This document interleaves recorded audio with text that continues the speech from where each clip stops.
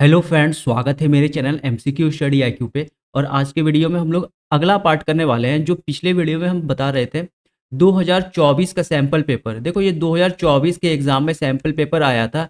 जो 2025 में जो एग्ज़ाम देंगे उनको कम से कम 2 साल का सैम्पल पेपर को अच्छे से क्लियर करना है। एक तो जो 2025 में दिसंबर में स्पेशल 2025 वालों के लिए निकाला गया सैम्पल पेपर बिहार बोर्ड, और एक जो 2024 के लिए सैम्पल पेपर निकाला गया था। देखो, 2 सैंपल पेपर करने से आपको क्या होगा, एकदम 100% इन सब सैंपल पेपर से क्वेश्चन तो फँसना ही फँसना है। और आपको आइडिया मिल जाएगा किस टाइप का सवाल पूछा जा रहा है, ठीक है, करंट सिचुएशन में। तो याद रखना है, ये 2024 का हम केमिस्ट्री का जो डिस्कस कर रहे थे, 35 क्वेश्चन तक बता दिए थे। टोटल 70 क्वेश्चन पूछा जाएगा ऑब्जेक्टिव में, जिसमें आपको 35 बनाना रहेगा।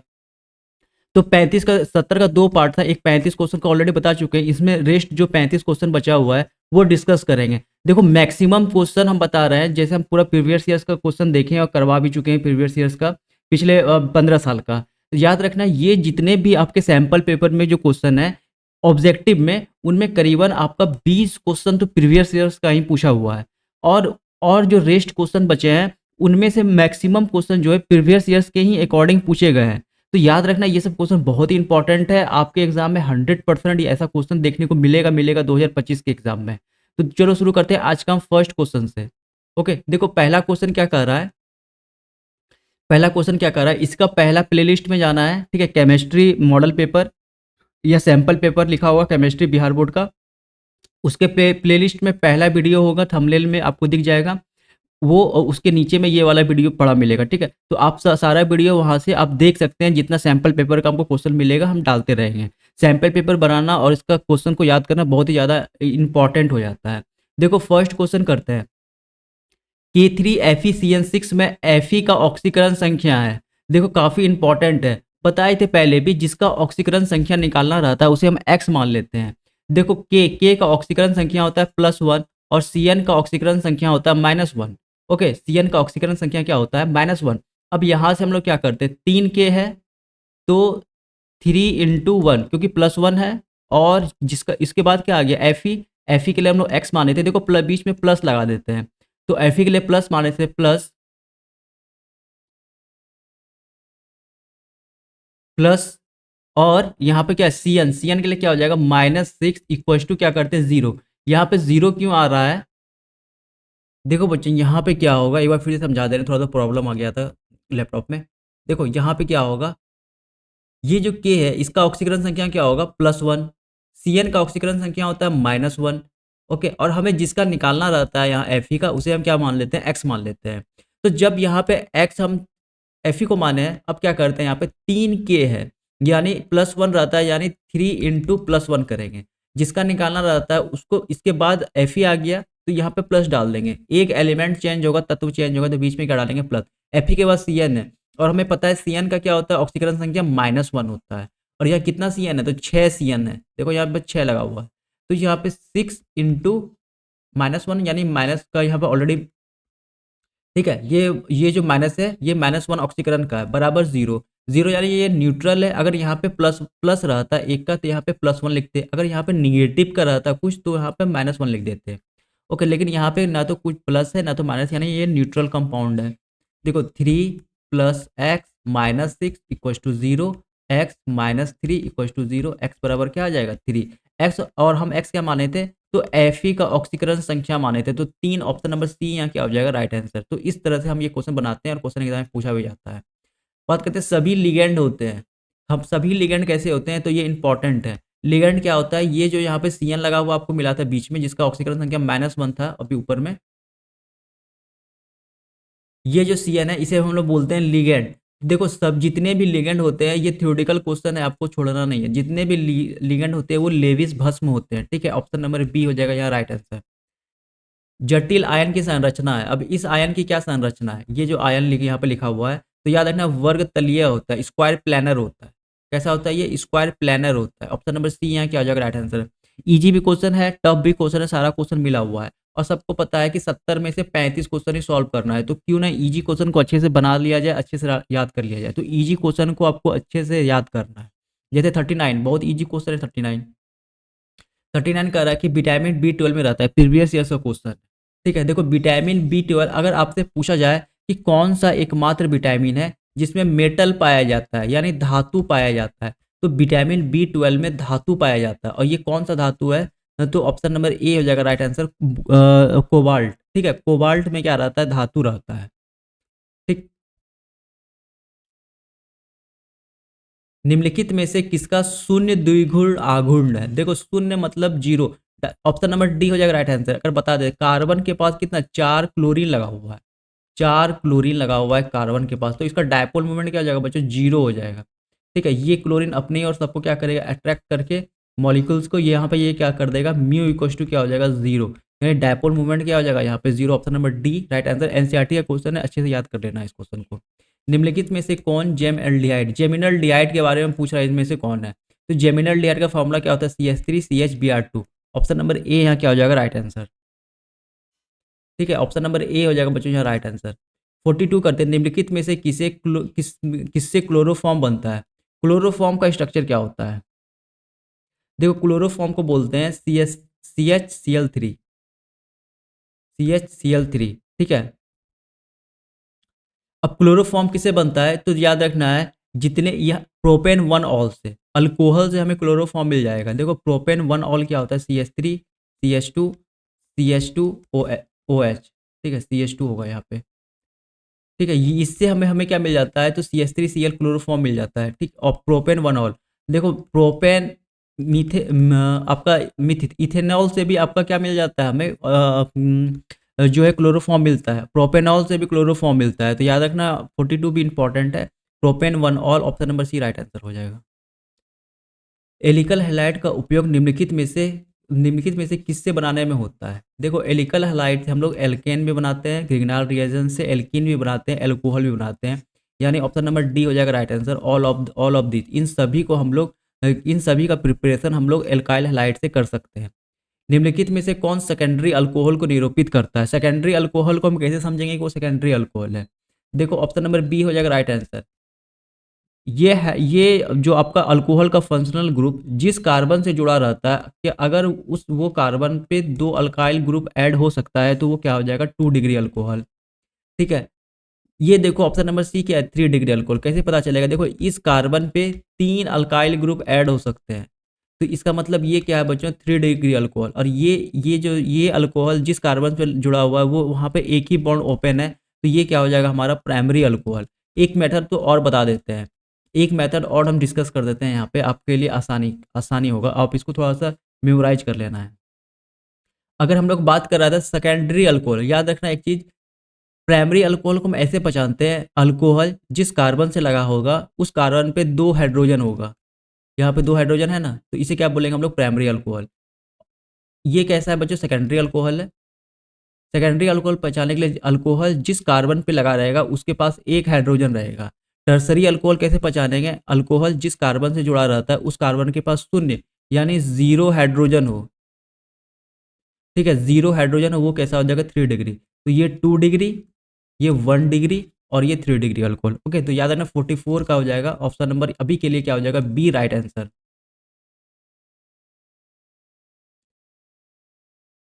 45 करते हैं, अनाज अल्कोहल निम्नलिखित में से किसका समान नाम है? Grain alcohol is the common name of ethyl alcohol. Ethyl alcohol बच्चों ये जो अल्कोहल जो ड्रिंक किया जाता है लोगों के द्वारा, ठीक है, जो शराब पीते हैं, वो शराब किसे बनता है? तो जो अनाज वगैरह होता है उसको सड़ा के बनाते हैं, जैसे आपका हो गया गेहूँ और जौ वगैरह से। ठीक है, तो याद रखना उसे हम लोग क्या बोलते हैं?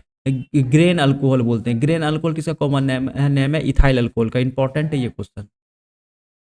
ग्रिग्नाल अभिकर्मक से अभिक्रिया करके निम्नलिखित में से कौन एल्केन बना सकता है? तो अल्कोहल जो है बच्चों, ग्रिग्नाल रिएजेंट से अभिक्रिया करके एल्केन बनाता है। याद रखना इंपॉर्टेंट रिएक्शन है। ग्रिग्नाल रिएजेंट 2 मार्क्स से भी क्वेश्चन में पूछा जाता है। ग्रिग्नाल रिएजेंट होता क्या है? RMgX। ठीक है, ये R यहाँ पे क्या है? कोई भी CH3, कोई भी यहाँ पे अल्काइल ग्रुप यहाँ पे ऐड होगा, और X क्या है? यहाँ पे X हम लोग क्लोरो या ब्रोमो पर लेते हैं। 2 मार्क्स से क्वेश्चन में भी ये आएगा, याद रखना है। अल्कोहल के चैप्टर में आपको ये मिलेगा, ग्रिग्नाल अभिकर्मक। तो ऑप्शन नंबर ए यहाँ क्या हो जाएगा? Right answer. नेमिंग रिएक्शन से है। ठीक है, देखो नेमिंग रिएक्शन भी बहुत इंपॉर्टेंट है, याद रखना है।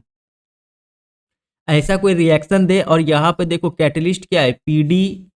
पीडी BaSO4, पीडी और BaSO4 के प्रेजेंस में ये रिएक्शन हो रहा है, बच्चों याद रखना, ये PDBSO4 को बोलते हैं रोजेनमुंड कैटेलिस्ट। क्या बोलते हैं? रोजेनमुंड कैटेलिस्ट। और ये पूरे अभिक्रिया को हम लोग बोलते हैं रोजेनमुंड अभिक्रिया।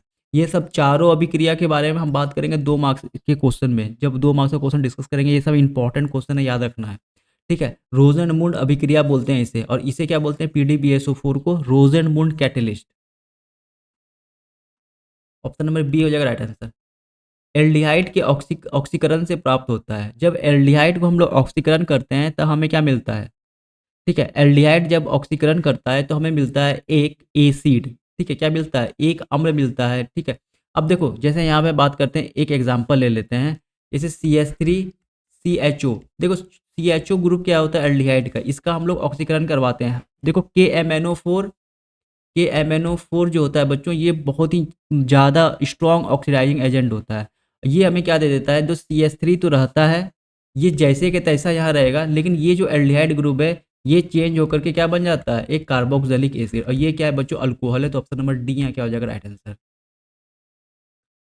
क्वेश्चन नंबर 49 करते हैं, निम्नलिखित में से कौन केनेजारो अभिक्रिया नहीं देता है? देखो कौन सा यहाँ पे कह रहा है, कौन सा जो हमें केनेजारो अभिक्रिया नहीं देता है? तो याद रखना, देता कौन है? तो ऐसे एल्डिहाइड, और केनेजारो अभिक्रिया सिर्फ और सिर्फ एल्डिहाइड के लिए होता है।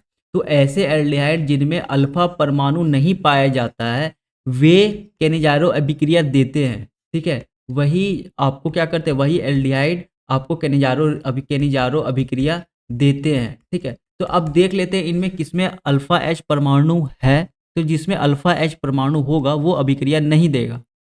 ठीक है, और कौन सा देगा? जिसमें अल्फा एच परमाणु नहीं होते हैं। तो देखो अगर हम बात करते हैं ऑप्शन नंबर बी का, एसिटल्डिहाइड। एसिटल्डिहाइड का अगर हम लोग यहाँ पे स्ट्रक्चर बनाते हैं तो देखो कैसा बनता है, बहुत सिंपल स्ट्रक्चर है एसिटल्डिहाइड का। देखो ये आपको हो गया CH3 और CHO। देखो यहाँ पे क्या लगा हुआ है? हमारा एल्डिहाइड ग्रुप। इस एल्डिहाइड ग्रुप पे एक कार्बन लगा हुआ है, और इस कार्बन पे 3 हाइड्रोजन है। याद रखना, ये क्या है बच्चों? हमारा अल्फा एच। ये क्या है? Alpha H. और हमें पता है कि वैसे एल्डिहाइड जिन पे अल्फा एच नहीं रहता है, वही केनेजारो अभिक्रिया देता है। अब इस पे तो अल्फा एच आ गया, इसका मतलब ये क्या होगा? हमारा आंसर। एक और इसका ऑप्शन बता देते हैं कि कैसे हम लोग अल्फा एच, जैसे option number A, try methyl acetaldehyde. ठीक है, ट्राई मेथिल एसिटल्डिहाइड अगर हम स्ट्रक्चर बनाते हैं तो ये रहा हमारा एल्डिहाइड, और यहाँ पे आ गया हमारा इस कार्बन पे 3, क्या कैसा ग्रुप? CH3 group. यहाँ भी CH3 और ये भी CH3। देखो अगर हम बात करते हैं, ये तो हमारा फंक्शनल ग्रुप हो गया एल्डिहाइड। एल्डिहाइड के पास जो कार्बन है, क्या इस कार्बन पे कोई हाइड्रोजन है? इस कार्बन पे तो याद रखना, इस कार्बन पे कितने हाइड्रोजन है? जो 0 हाइड्रोजन है, यानी कोई भी अल्फा एच मौजूद नहीं है। यानी ट्राई मिथाइल एसिटल्डिहाइड हमारा केनिजारो अभिक्रिया देगा। ठीक है, 0 हाइड्रोजन होना चाहिए। ओके, 0 हाइड्रोजन होना चाहिए, 0 अल्फा एच होना चाहिए केनेजारो अभिक्रिया के लिए। ओके, तो याद रखना ऑप्शन नंबर यहाँ क्या हो जाएगा? बी हमारा हो जाएगा राइट आंसर। ठीक है, बी हो जाएगा राइट आंसर। ये भी नेमिंग रिएक्शन है, ये भी रिएक्शन 2 मार्क्स के क्वेश्चन में पूछा जाता है। क्वेश्चन नंबर 50 करते हैं, यूरोट्रोपिन निम्नलिखित में से किसकी अभिक्रिया अमोनिया से कराने पर बनता है? यूरोट्रोपिन वाला जो हो जाएगा बच्चों 50, ऑप्शन नंबर क्वेश्चन नंबर 50 का हो जाएगा बी राइट आंसर। ठीक है, फॉर्मल्डिहाइड। याद रखना, ये जो फॉर्मल्डिहाइड है, जब इसकी अभिक्रिया हम लोग किससे कराते हैं? अब अमोनिया से करवाते हैं। अभिक्रिया अमोनिया से करवाते हैं। ठीक है, अमोनिया, अमोनिया। ठीक है, जब हम इसकी अभिक्रिया अमोनिया से करवाते हैं तब क्या बनता है? हमारा यूरोट्रोपिन बनता है। क्या बनता है? यूरोट्रोपिन। तो ऑप्शन नंबर बी यहाँ क्या हो जाएगा राइट आंसर? फॉर्मल्डिहाइड। फॉर्मल्डिहाइड का स्ट्रक्चर क्या होता है? HCO CHO। क्वेश्चन नंबर 51 करते हैं, निम्नलिखित में से कौन सा सूत्र ईस्टर को व्यक्त करता है? देखो ईथर और ईस्टर में डिफरेंट डिफरेंट होता है। ऑप्शन नंबर डी जो है बच्चों, ये हमारा निरूपित कर रहा है ईथर को। किसको? ईथर को। और लेकिन ऑप्शन नंबर बी क्या कर रहा है? ये हमें हमारा निरूपित कर रहा है ईस्टर को। ठीक है, ये किसे बता रहा है? ईस्टर को। अगर इसे हम ऐसे लिख सकते हैं, C RC बॉन्ड O, यहाँ पे फिर एक O है और R, ये क्या है बच्चों? हमारा तो ईस्टर है। और ये क्या है? ROR, ये क्या है? ईथर है। 52 नंबर करते हैं। फॉर्मिक अम्ल एवं फॉर्मल्डिहाइड को निम्नलिखित में से किससे द्वारा विभेद किया जाता है? देखो 52 का जो फॉर्मिक अम्ल और फॉर्मल्डिहाइड को हम लोग NH3CH NS Na NaCO3 से क्या करते हैं, इसको डिफरेंशिएट करते हैं। ठीक है, तो 52 का ऑप्शन नंबर डी क्या हो जाएगा राइट आंसर यहाँ पे। 53 करते हैं। निम्नलिखित में से कौन कौन सबसे सबसे प्रबल अम्ल है? देखो सबसे प्रबल अम्ल इसमें क्या हो जाएगा, ऑप्शन ऑप्शन नंबर डी हो जाएगा राइट आंसर। तो यहाँ पे क्या हो जाएगा, ऑप्शन नंबर डी हो जाएगा राइट आंसर। ठीक है, निम्नलिखित में से कौन सबल अपकारक है? अपकारक को बोलते हैं बच्चों रिड्यूसिंग एजेंट। तो ये याद रखना, मेथनोइक अम्ल इन सब में सबसे प्रबल क्या अपकारक है? निम्नलिखित में से किसके द्वारा कार्बोक्सिलिक अम्लों को सीधे प्राइमरी अल्कोहल में अपकृत किया जाता है? तो लिथियम अल्युमिनियम हाइड्राइड स्ट्रॉन्ग आपका क्या होता है, रिड्यूसिंग एजेंट होता है। इससे क्या करते हैं, कार्बोक्सिलिक अम्लों को सीधे प्राइमरी अल्कोहल बना सकते हैं। तो ऑप्शन नंबर ए यहाँ क्या हो जाएगा राइट आंसर। निम्नलिखित में से कौन सेकेंडरी अमीन है? देखो यहाँ पे वहां पे सेकेंडरी अल्कोहल पूछा था, यहाँ पे क्या पूछ रहा है, सेकेंडरी अमीन पूछ रहा है। तो देखो 56 का हमारा राइट आंसर हो जाएगा ऑप्शन नंबर डी। ठीक है, ऑप्शन नंबर डी हो जाएगा राइट आंसर। देखो सेकेंडरी अल्कोहल और सेकेंडरी अमीन सेम टाइप का है।